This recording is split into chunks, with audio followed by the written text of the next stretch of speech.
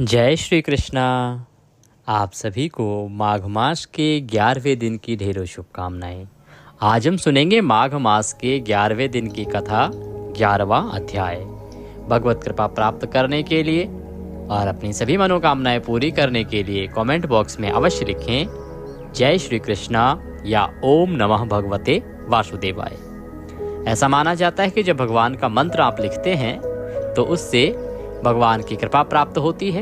एक सकारात्मक ऊर्जा का प्रवाह होता है और वह ऊर्जा आपके जीवन में सकारात्मक परिवर्तन लाती है, आपके जीवन की नकारात्मक चीज़ों को, नेगेटिव एनर्जी को दूर करती है। तो आपको अवश्य ही भगवान का नाम या मंत्र लिखना चाहिए। आज माघ मास के 11वें दिन हम माघ मास के 11वें दिन का अध्याय सुनेंगे, 11वें दिन का महात्म्य सुनेंगे। सबसे पहले सुनते हैं श्री वासुदेव और माता देवकी के पूर्व जन्म की कथा। भागवत पुराण के अनुसार श्री वासुदेव और माता देवकी पूर्व जन्म में किस रूप में थे और कैसे उन्हें प्रभु का आशीर्वाद प्राप्त हुआ, कैसे उन्हें भगवान श्री कृष्ण के रूप में स्वयं भगवान को उन्होंने अपने पुत्र के रूप में प्राप्त किया। ये वृतांत भगवान श्री कृष्ण स्वयं सुना रहे हैं।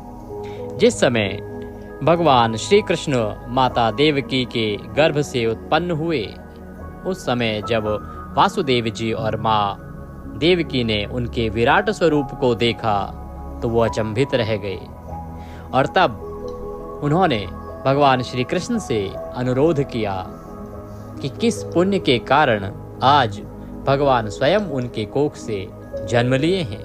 तब भगवान श्री कृष्ण स्वयं श्री हरि विष्णु जी के रूप में माता देवकी और वासुदेव जी के द्वारा स्तुति किए जाने पर उनके पूर्व जन्म की कथा सुनाते हैं। स्तुति से प्रसन्न होने के बाद भगवान ने वासुदेव और देवकी के 3 पूर्व जन्मों के बारे में बताया, जिससे वो उनके पुत्र बने। श्री भगवान कहते हैं कि देवी, स्वयंभू मनवंतर में जब तुम्हारा पहला जन्म हुआ था, उस समय तुम्हारा नाम था प्रश्री और ये वासुदेव सुतपा नाम से प्रजापति थे। तुम दोनों के हृदय बड़े ही शुद्ध थे। जब ब्रह्मा जी ने तुम दोनों को संतान उत्पन्न करने की आज्ञा दी, तब तुम दोनों ने इंद्रियों का दमन करके उत्कृष्ट तपस्या की। तुम दोनों ने वर्षा, वायु, घाम, शीत, उष्ण आदि काल के विभिन्न गुणों को सहन किया और प्राणायाम के द्वारा अपने मन के मैल को धो डाला। तुम दोनों कभी सूखे पत्ते खा लेते और कभी हवा पीकर ही सो जाते। तुम्हारा चित्त बड़ा शांत था। इस प्रकार तुम लोगों ने मुझसे अभीष्ट वस्तु प्राप्त करने की इच्छा से मेरी आराधना की। मुझ में चित्त लगाकर ऐसा परम दुष्कर और घोर तप करते करते देवताओं के 12,000 वर्ष बीत गए। भगवान श्री कृष्ण कहते हैं कि देवताओं के 12,000 वर्ष बीत गए। इस घोर तप से भगवान स्वयं उन दोनों पर प्रसन्न हुए, क्योंकि उन दोनों ने तपस्या, श्रद्धा और प्रेममय भक्ति से अपने हृदय में नित्य निरंतर भगवान की भक्ति की थी। उस समय वो दोनों की अभिलाषा पूर्ण करने के लिए वर देने वालों का राजा स्वयं श्री भगवान विष्णु इसी रूप में उनके सामने प्रकट हुआ। भगवान माता देवकी को आगे सुनाते हुए कहते हैं कि जब मैंने कहा कि तुम्हारी जो इच्छा हो मुझसे मांग लो, तब तुम दोनों ने मेरे जैसा पुत्र मांगा। उस समय तक विषय भोगों से तुम लोगों का कोई संबंध नहीं था, तुम्हारे कोई संतान भी न थी। इसीलिए मेरी माया से मोहित होकर तुम दोनों ने मुझसे मोक्ष नहीं मांगा। तुम्हें मेरे जैसा पुत्र होने का वर प्राप्त हो गया और मैं वहां से चला गया। अब सफल मनोरथ होकर तुम लोग विषयों का भोग करने लगे। मैंने देखा कि संसार में शील, स्वभाव, उदारता तथा अन्य गुणों में मेरे जैसा कोई दूसरा नहीं है। इसीलिए मैं ही तुम दोनों का पुत्र हुआ और उस समय मैं प्रश्री गर्भ के नाम से विख्यात हुआ। भगवान कहते हैं कि उस जन्म में मेरा नाम था प्रश्री गर्भ। भगवान श्री विष्णु कहते हैं कि हे देवी, दूसरे जन्म की कथा सुनो। दूसरे जन्म में तुम अदिति हुई और वासुदेव कश्यप हुए। आपने सुना होगा महर्षि कश्यप और देवी अदिति की कथा कि दूसरे जन्म में जो है माता देवकी जो है वो अदिति हुई और वासुदेव जी कश्यप। उस समय भी भगवान कहते हैं कि मैं तुम्हारा पुत्र हुआ, मेरा नाम था उपेंद्र। शरीर छोटा होने के कारण लोग मुझे वामन कहते थे। भगवान श्री हरि उन्हें वृतांत बताते हुए कहते हैं कि मैं उस समय वामन के रूप में तुम्हारे घर में पुत्र रूप में पैदा हुआ। सती देव की तुम्हारे इस तीसरे जन्म में भी मैं उसी रूप से फिर तुम्हारा पुत्र कृष्ण हुआ हूँ। मेरी वाणी सर्वदा सत्य होती है। मैंने तुम्हें अपना यह रूप इसलिए दिखला दिया है कि तुम्हें मेरे पूर्व अवतारों का स्मरण हो जाए। यदि मैं ऐसा नहीं करता तो केवल मनुष्य शरीर से मेरे अवतार की पहचान नहीं हो पाती। तुम दोनों मेरे प्रति पुत्र भाव तथा निरंतर ब्रह्म भाव रखना। इस प्रकार वात्सल्य, स्नेह और चिंतन के द्वारा तुम्हें मेरे परम पद की प्राप्ति होगी। इस प्रकार भगवान श्री कृष्ण माता देवकी और वासुदेव जी को उनके 3 जन्मों का वृतांत सुनाते हैं। यहाँ ध्यान देने वाली बात यह है कि भगवान श्री कृष्ण कहते हैं कि मैंने आपको वरदान तो दे दिया, आपने मेरे जैसा पुत्र मांगा, मैंने आपको वरदान दिया तथास्तु, लेकिन मेरे सदृश दूसरा तो कोई था ही नहीं, क्योंकि भगवान विष्णु जैसा दूसरा कौन हो सकता है। अब क्योंकि भगवान ने वरदान दे दिया है, या तो उनके जैसा ही कोई मिले। यदि उनके जैसा नहीं मिलता है तो वरदान अधूरा रह जाएगा, मिथ्या हो जाएगा। तो उसका उपाय यह है कि वो स्वयं ही तिगुने रूप में उनको मिले। इसीलिए इस वरदान की पूर्ति के लिए भगवान 3 बार स्वयं 3 बार उनके यहाँ पुत्र के रूप में पैदा हुए। भगवान श्री कृष्ण कहते हैं कि हे माँ देवकी, जब तुम्हारा विवाह वासुदेव के साथ हुआ था तब आकाशवाणी मेरी ही योग माया के द्वारा की गई थी। मेरी योग माया ने ही वह आकाशवाणी की थी कि कंस, जिसे तुम इतनी प्रसन्नता के साथ विदा करने जा रहे हो, उसी की 8वीं संतान तुम्हारी मृत्यु होगी। वह मेरी ही योग माया थी। उससे प्रभावित होकर कंस ने आपको मारने की चेष्टा की। तब वासुदेव जी ने अपनी बुद्धि का प्रयोग करते हुए कंस को यह समझाया कि कंस, ये आपकी बहन है और इसको मार के आपको क्या हासिल हो जाएगा, क्योंकि देवकी की 8वीं संतान आपकी मृत्यु होगी, ना कि देवकी के द्वारा आपकी मृत्यु होनी है। तो आप अपनी बहन को मारकर क्यों इतना बड़ा पाप और तोमत अपने सर लेते हो। इसीलिए हे कंस, आप इसे छोड़ दो। आप इसे छोड़ दोगे तो इससे जो भी संतान उत्पन्न होगी वो मैं स्वयं तुम्हारे सामने लाकर तुम्हें सौंप दूंगा, क्योंकि वासुदेव सत्यव्रत थे, वो सदा सत्य बोलते थे और इसीलिए क्रूर राक्षस कंस ने इस बात पर विश्वास किया और तुम दोनों को जेल में डाल दिया। अभी तक जो घटित होता रहा है वो सब मेरी ही योग माया है। इससे पहले जितनी भी संतानें उत्पन्न हुई हैं वो मेरी ही योग माया है। उसी के द्वारा वो संतानें उत्पन्न होती रही हैं और आज मैं स्वयं तुम्हारे गर्भ से 8वीं संतान के रूप में उत्पन्न हो रहा हूँ। अब आप किसी भी प्रकार का भय त्याग दो। मैं बाल्य रूप में अवतरित होऊंगा और आप मुझे नंदगांव में नंद बाबा के यहाँ छोड़ आओ। वहाँ पर मेरी योग माया ने एक पुत्री के रूप में जन्म लिया है। वह यहाँ लाकर राक्षस राज कंस को सौंप देना। इस प्रकार विधि का विधान पूर्ण हो जाएगा। इस प्रकार आशीर्वाद देकर भगवान श्री हरि विष्णु अंतर ध्यान हो गए और श्री कृष्ण के रूप में बाल्य रूप में प्रकट हुए। बोले श्री कृष्ण भगवान की जय। तो ये थी देवकी और वासुदेव जी के पिछले 3 जन्मों की कथा। अब हम सुनेंगे आज का महात्म्य, 11वें दिन की कथा, माघ मास का महात्म्य। भगवत कृपा प्राप्त करने के लिए अपना जयकारा जोर से एक बार कमेंट बॉक्स में लिख के लगाइए। बोले श्री कृष्ण भगवान की जय। पिछले अध्याय में हमने वर्णन सुना था कि किस प्रकार से कुंडल और विकुंडल दोनों जब नरक में पहुंचते हैं और विकुंडल को स्वर्ग की प्राप्ति होती है तो विकुंडल स्वर्ग ग्रहण करने से इनकार कर देते हैं और यमदूत से पूछते हैं कि किस पुण्य के कारण उन्हें यह स्वर्ग प्राप्त हुआ है, जबकि उन्होंने तो अपने भ्राता के समान ही दुष्कर्म किए हैं, पाप कर्म किए हैं। तो यमदूत उसे बताते हैं कि किस प्रकार से एक बार उसने माघ स्नान कर लिया था, जिसके पुण्य से उसके सभी पाप कर्म नष्ट हो गए, और दूसरी बार माघ स्नान करने से उसे यह स्वर्ग प्राप्त हुआ है।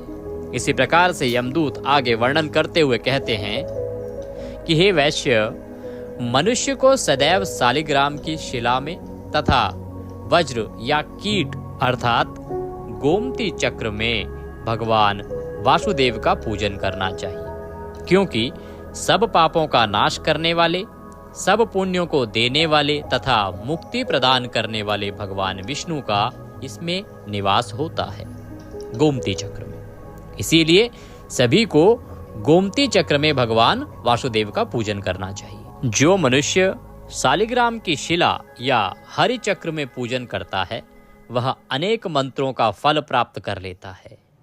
जो फल देवताओं को निर्गुण ब्रह्म की उपासना में मिलता है, वही फल मनुष्य को भगवान शालिग्राम का पूजन करने से यमलोक को नहीं देखने देता। यमदूत तो समझा रहे हैं कि यदि आप शालिग्राम का पूजन कर लेते हैं ना, तो आपको यमलोक देखना ही नहीं पड़ता, स्वयं भगवान का सानिध्य प्राप्त होता है।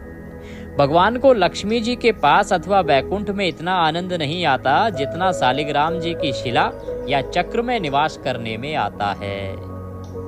स्वर्ण कमल युक्त करोड़ों शिवलिंग के पूजन से इतना फल नहीं मिलता जितना एक दिन शालिग्राम के पूजन से मिल जाता है। यहाँ पर जो यमदूत हैं वो शालिग्राम की पूजन का महत्व बता रहे हैं। हमने भी आपको बताया है, जब आरंभ किया था हमने वर्णन माघ मास का कि आपको क्या करना चाहिए। तो माघ मास में भगवान के शालिग्राम स्वरूप के जितना आप पूजन करेंगे, जितनी आप उपासना करेंगे, उतना अधिक फल है। माघ मास समर्पित है भगवान के शालिग्राम रूप को, माता तुलसी को। जितना हो सके भगवान के शालिग्राम स्वरूप का पूजन कीजिए। भक्ति पूर्वक शालिग्राम का पूजन करने से विष्णु लोक में वास करके मनुष्य चक्रवर्ती होता है। काम, क्रोध, लोभ, मोह, अहंकार से युक्त होकर भी मनुष्य शालिग्राम का पूजन करने से वैकुंठ में प्रवेश करता है। वो कहते हैं कि यदि व्यक्ति कामी क्यों ना हो, क्रोधी क्यों ना हो, लोभी क्यों ना हो, अहंकारी ही क्यों ना रहा हो, परंतु यदि उसने भगवान के शालिग्राम रूप का पूजन कर लिया तो उसे भगवान का परम धाम वैकुंठ प्राप्त मिलता है। जो सदैव शालिग्राम का पूजन करते हैं वह प्रलय काल तक स्वर्ग में वास करते हैं, उन्हें दोबारा जन्म लेना ही नहीं पड़ता। आप सभी जानते हैं कि एक जीवात्मा है, यह बार बार जन्म लेती है और अपने कर्मों को भोगती है, परंतु यदि आपने भगवान के शालिग्राम स्वरूप का पूजन कर लिया माघ मास में, तो आप हमेशा हमेशा के लिए स्वर्ग में वास करते हैं। आपको पुनः पुनः जन्म नहीं लेना पड़ता है, आप इस चक्र से मुक्त हो जाते हैं। जो दीक्षा, नियम और मंत्रों से चक्र में बलि देता है वह निश्चय ही विष्णु लोक को प्राप्त होता है। जो शालिग्राम के जल से अपने शरीर का अभिषेक करता है वह मानो संपूर्ण तीर्थों में स्नान करता है। भगवान शालिग्राम का जो जल है, उनको स्नान कराया हुआ जो जल है, उससे यदि आपने अपना अभिषेक कर लिया, अपने शरीर को उस जल से स्नान करा दिया, तो मानो आपने सभी तीर्थों में स्नान कर लिया। गंगा, रेवा, गोदावरी सबका जल शालिग्राम में वास करता है। जो मनुष्य शालिग्राम की शिला के सन्मुख अपने पिता का श्राद्ध करता है, उसके पितर कई कल्प तक स्वर्ग में वास करते हैं। ये महिमा है शालिग्राम जी की। यदि आप शालिग्राम जी की शिला के सामने बैठ के अपने किसी पितृ का श्राद्ध कर्म कर देते हैं तो वह पितृ सदा सदा के लिए स्वर्ग में वास करते हैं। जो लोग नित्य शालिग्राम की शिला का जल पीते हैं, उनके हजारों बार पंचगव्य पीने से क्या प्रयोजन है। वो बता रहे हैं कि जो शालिग्राम का जल है ना, वो इतना पवित्र और इतना ही पुण्यदायी है कि यदि आप उसका सेवन करते हैं, प्रतिदिन वह जल पीते हैं, तो आप समझो कि हजारों बार आपने पंचगव्य पीने का जो पुण्य है प्राप्त कर लिया। यदि शालिग्राम की शिला का जल पिया जाए तो सहस्त्रों तीर्थ करने से क्या लाभ, अर्थात हजारों तीर्थ करने से जो आपको पुण्य प्राप्त होता है, वह भी शालिग्राम की शिला का जल पीने से बहुत कम है। अर्थात शालिग्राम का जो जल है ना, उसको यदि आपने पी लिया तो ये समझो कि हजारों तीर्थ यात्रा करने से जो आपको लाभ मिलता, उससे भी अधिक लाभ आपने कमा लिया। जहाँ पर शालिग्राम है वह स्थान तीर्थ स्थान के समान ही है। वहां पर किए गए संपूर्ण दान होम करोड़ों गुण फल को प्राप्त होते हैं। जो एक बूंद भी शालिग्राम का जल पीता है वह माता के स्तनों का दुग्ध पान नहीं करता, अर्थात गर्भाशय में नहीं आता। केवल एक बार भी यदि आपने भगवान शालिग्राम के स्नान का जल पी लिया तो ये समझिए कि आपको दोबारा किसी गर्भाशय में आने की आवश्यकता ही नहीं होगी। आप सदा सदा के लिए स्वर्ग में वास करेंगे, भगवान के धाम में वास करेंगे।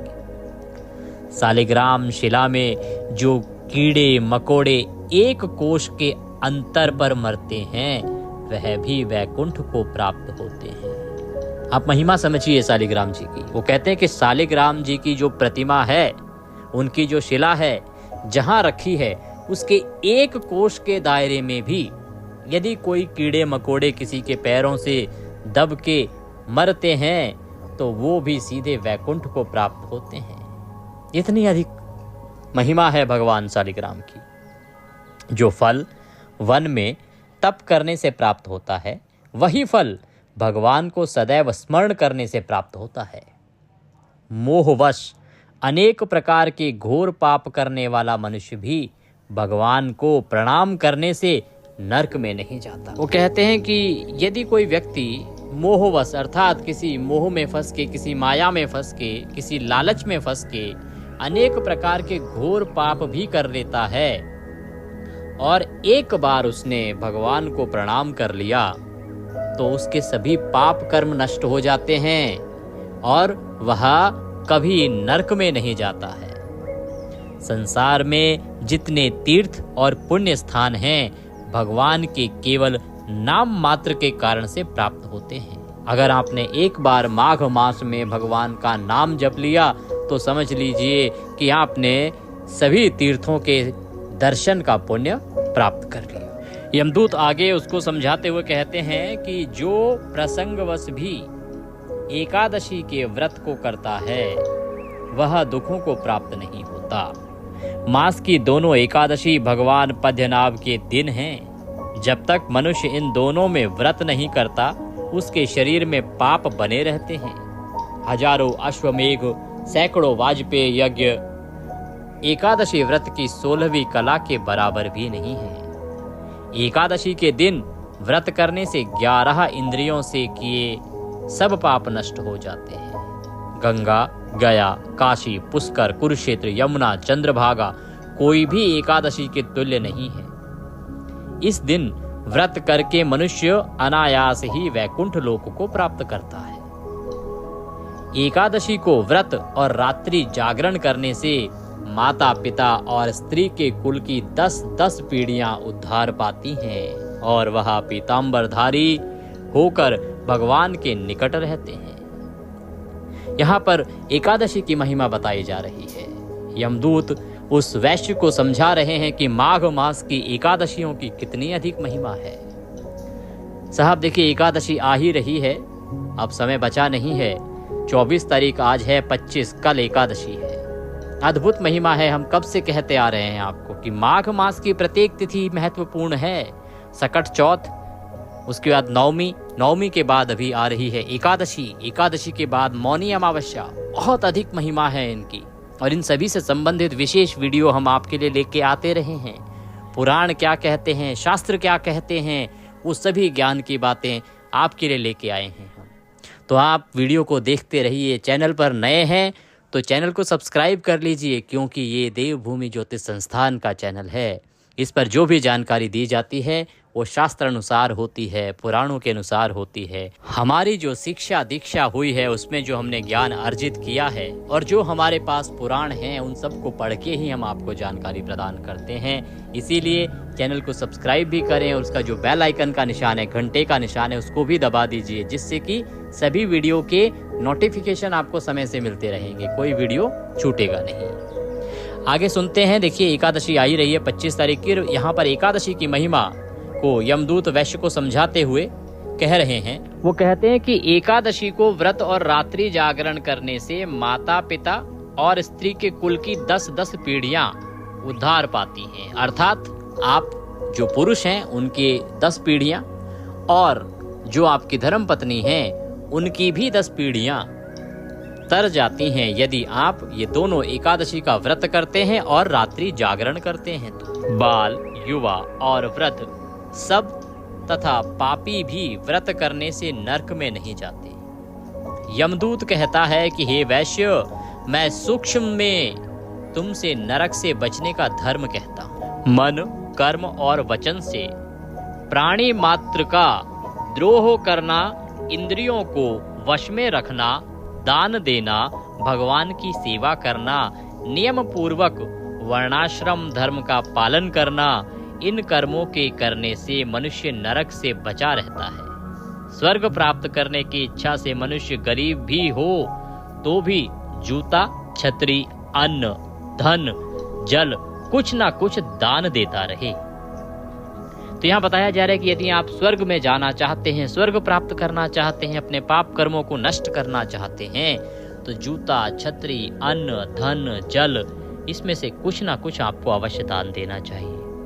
दान देने वाला मनुष्य कभी यम की यातना को नहीं भोगता है तथा दीर्घायु और धनी होता है। अधर्म से ही मनुष्य बुरी गति को प्राप्त होता है। मनुष्य सदैव धर्म के कार्यों से ही स्वर्ग प्राप्त कर सकता है।